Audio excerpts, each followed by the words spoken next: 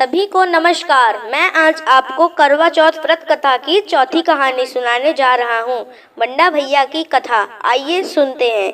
एक वणिक परिवार में 7 बेटों की बहुएं थी। 6 बहुओं के पीहर वाले बहुत धनी थे और भरे पूरे परिवार के थे। छोटी 7वीं बहू के परिवार में कोई भाई बहन और नहीं था तथा वह बहुत गरीब भी थी। इसी कारण 6 बहुओं के पीहर से बहुत सा दान दहेज आया था और उसके पश्चात भी उसके भाई जब तक बहुत सा सामान भी लाते रहते थे। इस तरह परिवार में उन 6 बहुओं का बड़ा सम्मान था। छोटी बहू घर का सारा काम काज करती थी किंतु सभी उसकी बुराई करते थे। प्यार उसके सास ससुर भी नहीं करते थे और उसे खरी खोटी सुनाते रहते थे। एक दिन छोटी बहू घर से अकेली निकल पड़ी और बियाबान जंगल में जाकर जोर जोर से रोने लगी। आज करवा चौथ व्रत का दिन था। उसकी जेठानियों के घर से करवा चौथ व्रत के लिए उनके भाई करवा और सौभाग्य की सामग्री की पिटारियां लेकर आए थे। छोटी बहू के घर में कौन था जो उसके लिए कुछ लाता। इसी से वह दुखी होकर जंगल में रोती हुई विचरने लगी। एक नाग उसके रोने को सुन रहा था। वह अपने बिल में से निकलकर उसके सामने आया और मनुष्य की बोली में पूछने लगा, बहन तुम क्यों रो रही हो? आज तो करवा चौथ का व्रत का दिन है, हंसी खुशी व्रत करो। छोटी बहू पहले तो नाग को देखकर घबरा गई, फिर साहस करते हुए बोली, आज करवा चौथ व्रत का दिन है। सब बहुओं के भाई आज करवा और बहुत सा सामान लेकर आए हैं। मेरे पीहर में कोई नहीं है जो मेरे लिए करवा और सामान लाता। काश मेरा भी कोई भाई होता तो मेरे लिए करवा लाता। यह सुन नाग को दया आ गई और बोला, बेटी तुम अपने घर जाओ, शायद तुम्हारा कोई मुंह बोला भाई घर पर करवा लेकर आए। यह सुन छोटी बहू घर आकर संतोष से सब कामों में लग गई। कुछ देर बाद एक मनुष्य आया और छोटी बहू की सास से बोला, मैं तुम्हारी छोटी बहू का भाई हूँ। उसके बचपन में मैं ही बाहर जाकर रहने लगा था, अब घर आया हूँ। आज करवा चौथ है, मैं उसके लिए करवा और सुहाग पिटारी तथा कपड़े लाया हूँ। सास ससुर और सभी बहुएं उसके लाए हुए बहुमूल्य सामान को आंखें फाड़ फाड़ कर देखने लगे।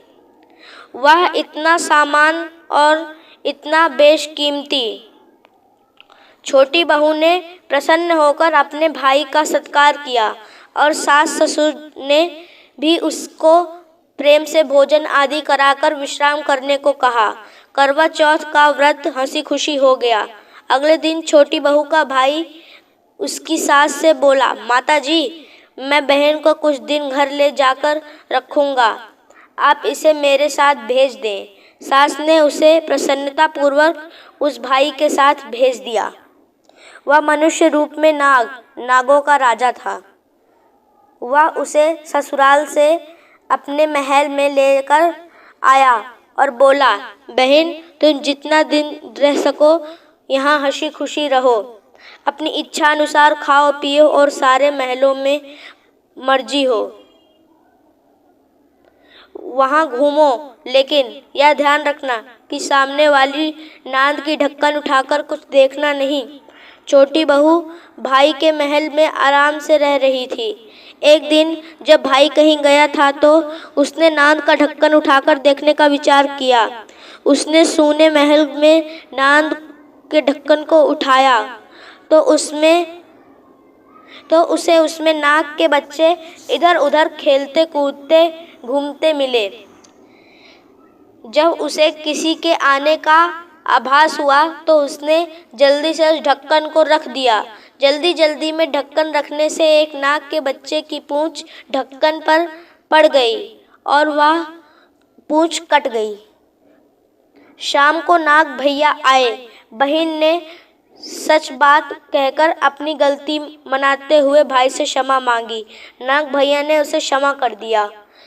वह पूंछ कटा नाग बंडा बंडा नाम से बड़ा चिढ़ता था।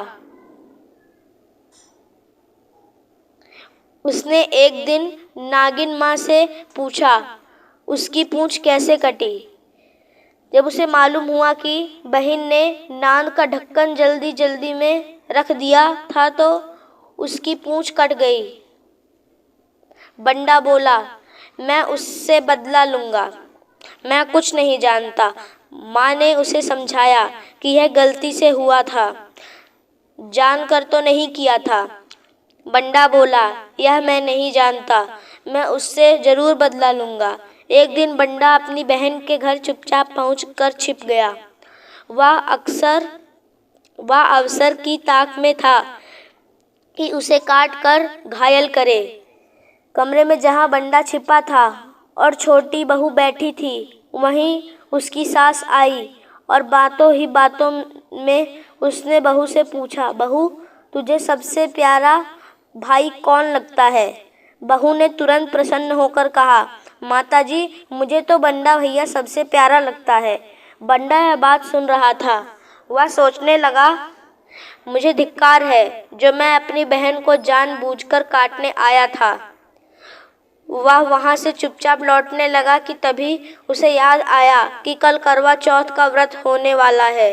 उसने वहां से लौटकर करवा और अन्य ढेर सारा सामान इकट्ठा किया और अपनी बहन के घर लेकर पहुंचा।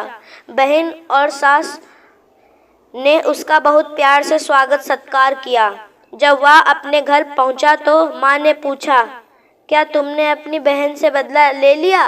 बंडा बोला, माँ वह तो मुझे सबसे ज़्यादा प्यार करती है। ऐसी बहन से कोई बदला लिया जा सकता है क्या? अब तो बंडा अपनी बहन के घर हर करवा चौथ पर करवा और अन्य सामान लेकर जाने लगा। सब लोग भाई बहन के प्यार से बहुत खुश थे।